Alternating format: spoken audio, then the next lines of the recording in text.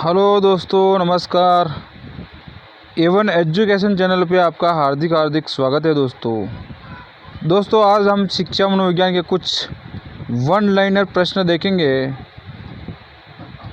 जो एग्ज़ाम की दृष्टि से बहुत ही महत्वपूर्ण है। इन प्रश्नों को देखने से पहले अगर आपने हमारा चैनल सब्सक्राइब नहीं किया है तो चैनल को सब्सक्राइब करो और बेल आइकन को ज़रूर दबाओ ताकि वीडियो से संबंधित जानकारी आपको समय पर मिलती रहे। तो प्रश्न नंबर 1 है कि मॉन्टेसरी शिक्षा प्रणाली के जनक मॉन्टेसरी शिक्षा प्रणाली के जनक कौन है? तो दोस्तों इसका सही उत्तर है कि भाई डॉक्टर मारिया मॉन्टेसरी, जो इटली। यह विधि इंद्रियों और ज्ञानेंद्रियों प्रशिक्षण पर बल देती है। दोस्तों इसका डॉक्टर मारिया मॉन्टेसरी जो इटली की थी, यह विधि इंद्रियों ज्ञानेंद्रियों के प्रशिक्षण पर बल देती है। प्रश्न नंबर 2 है खेल विधि के जनक कौन है? तो दोस्तों इसका उत्तर है खेल पद्धति के जनक है हेनरी कोल्डवेल कुक। प्रश्न नंबर 3 है डाल्टन पद्धति के जनक कौन है? तो दोस्तों इसका सही उत्तर है कुमारी हेलन पार्कहर्स्ट। प्रश्न नंबर 4 है पर्यटन विधि के जनक कौन है? तो दोस्तों इसका सही उत्तर है पेस्टोलॉजी इसका सही उत्तर है। प्रश्न नंबर 5 है खोज अनुसंधान हयूरिस्टिक विधि के जनक कौन है? खोज अनुसंधान हयूरिस्टिक विधि के जनक कौन है? तो दोस्तों इसका सही उत्तर है आर्मस्ट्रांग। ये खोज विधि पर अधिक बल देती है। प्रश्न नंबर 6 है खोज विधि का संबंध किससे है? तो दोस्तों सही उत्तर है इसका भूतकाल से। प्रश्न नंबर 7 है अन्वेषण विधि के जनक। दोस्तों इसका सही उत्तर है आर्मस्ट्रांग। प्रश्न नंबर 8 है अन्वेषण विधि का संबंध किससे है? तो दोस्तों इसका सही उत्तर है वर्तमान काल से, जो अभी से वर्तमान काल से। प्रश्न नंबर 9 है पढ़ाने की सबसे अच्छी कौन सी विधि है? तो दोस्तों प्रोजेक्ट सही उत्तर है इसका। पढ़ाने की सबसे अच्छी विधि प्रोजेक्ट है। प्रश्न नंबर 10 है कि परियोजना विधि के जनक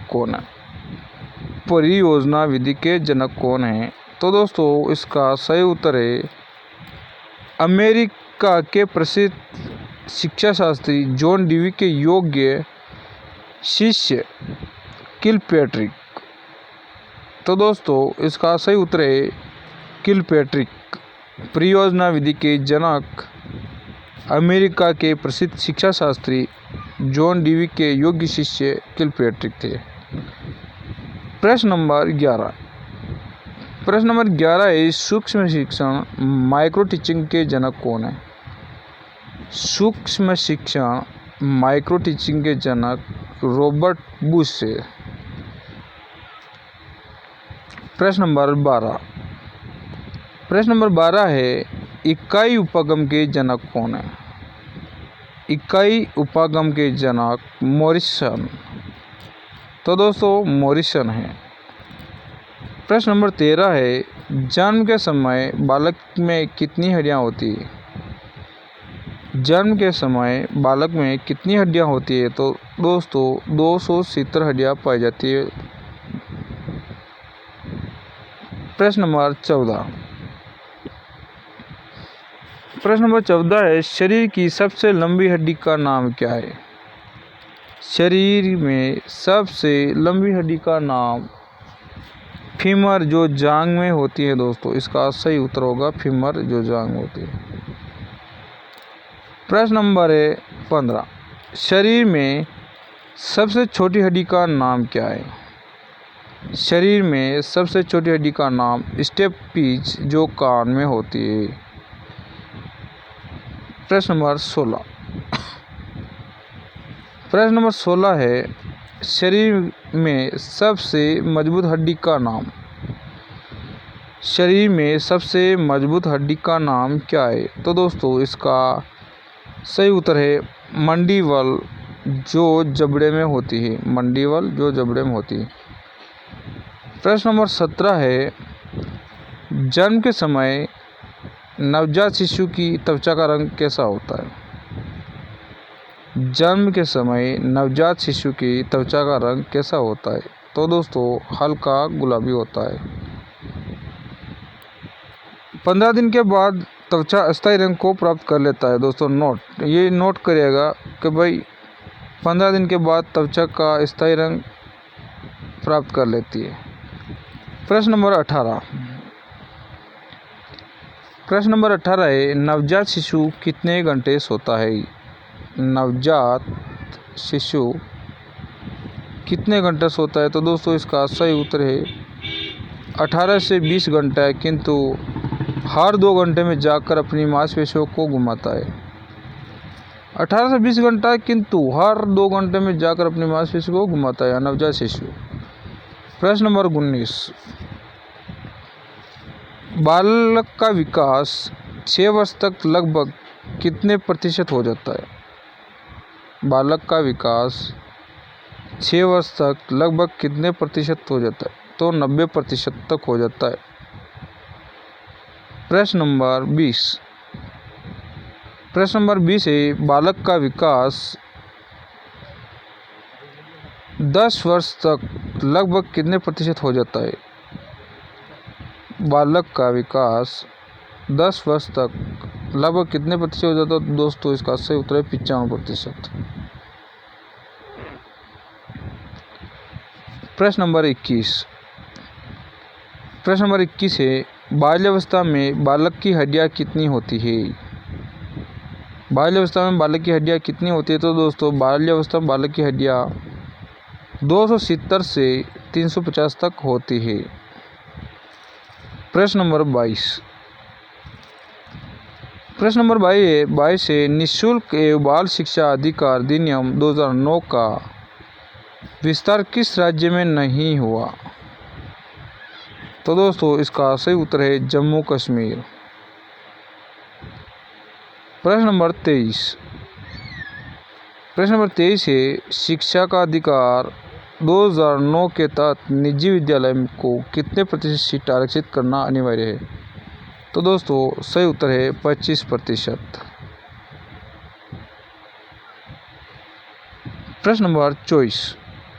प्रश्न नंबर 24 है, 12 वर्ष तक के बालक के मस्तिष्क का भार कितना होता है? तो लगभग 12 वर्ष तक के बालक के मस्तिष्क का भार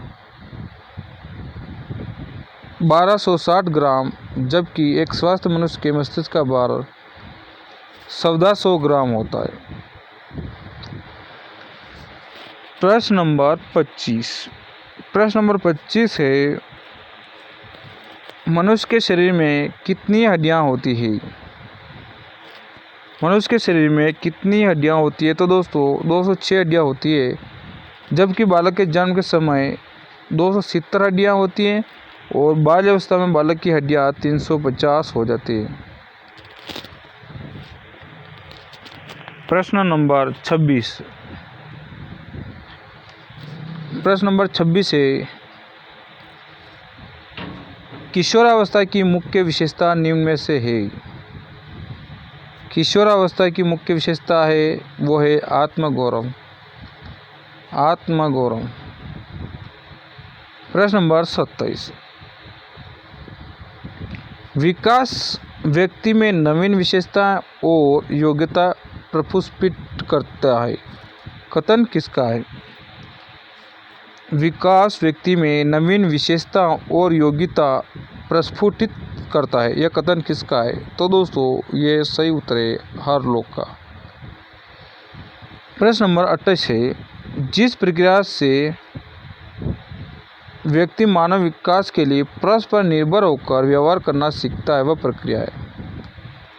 जिस प्रक्रिया से व्यक्ति मानव के लिए परस्पर निर्भर होकर व्यवहार करना सीखता है यह प्रक्रिया है।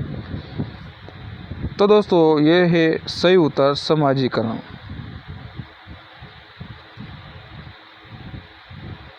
प्रश्न नंबर 29। प्रश्न नंबर 29 है, किशोरावस्था एक नया जन्म है। इसमें उच्चतर और श्रेष्ठतर मानव विशेषताओं को जन्म होता है। कथन किसका है? किशोरावस्था एक नया जन्म है। इसमें उच्चतर और श्रेष्ठतर मानव विशेषताओं का जन्म होता है। कथन दोस्तों स्टैनली हॉल का है। सही उत्तर है स्टैनली हॉल। प्रश्न नंबर 30। प्रश्न नंबर 30 है, किशोरों की जटिल अवस्था के कारण किशोरों के अध्ययन का विषय होना चाहिए। शरीर तथा मन संबंधी। सही उत्तर है शरीर तथा मन संबंधी। प्रश्न नंबर 31, किशोरावस्था आदर्शों की अवस्था तथा सिद्धांतों के निर्माण की अवस्था, साथ ही जीवन का सामान्य समायोजन है। यह परिभाषा देने वाले हैं।